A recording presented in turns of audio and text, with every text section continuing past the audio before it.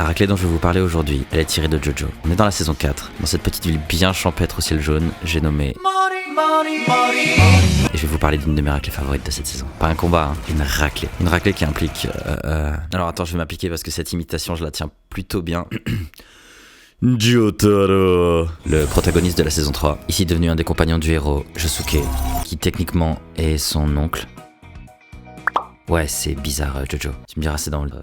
Et en face de lui, Yoshikage Kira, le méchant de la saison 4, et un de mes préférés. Alors, pour info, à partir de la saison 3 de Jojo, les protagonistes se battent via leur stand, une sorte d'entité spécifique à chaque personnage et générée par l'énergie psychique de son propriétaire. En gros, t'as ton personnage, tu vois une créature apparaître derrière lui, et c'est cette dernière qui met les coups. Jotaro par exemple, ça fait une saison entière qu'on l'a vu démolir tous les mecs en face de lui avec Star Platinum, son stand surpuissant. Au moment du passage que je vais vous raconter, Jotaro c'est genre l'un des mecs les plus balèzes sur Terre. Petit avertissement également, Jojo's Bizarre Adventure c'est des mecs musclés qui font des poses cheloues, mais c'est aussi des mecs qui se battent non-stop et saignent énormément. Alors, si vous êtes un peu sensible à ça, fuyez, pauvre fou. Je vais pas vous spoiler le contexte du moment, du coup on se retrouve juste après un combat entre Kira, Jotaro et lui, Koichi. Jotaro est dans les vapes depuis de nombreuses minutes après s'être sacrifié pour protéger Koichi, et ce dernier livre un très bon combat face à Kira. Mais bon...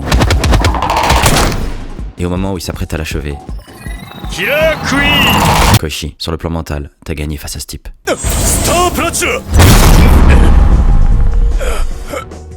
Kira est surpris dans un premier temps, encore plus quand Jotaro qui se vide de son sang lui dit « Elle est belle ta montre, dommage, elle va pas rester belle très longtemps, vu que je vais t'exploser la gueule. »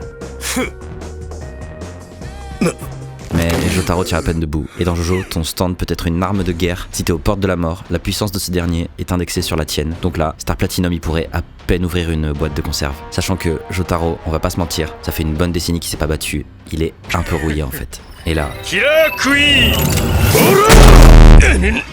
Jotaro lui attrape le poignet.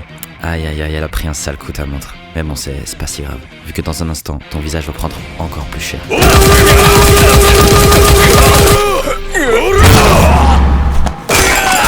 Même à seulement une fraction de sa puissance, Star Platinum oblitère Killer Queen, le stand de Kira. Et maintenant que ce dernier est au tapis, Jotaro peut se laisser tomber. C'est loin d'être la fin de Kira, hein. Il reste encore une demi-saison. Mais ce contre-no qui s'est pris en pleine face a sacrément ébranlé sa confiance en lui. Lisez Jojo, c'est trop bien.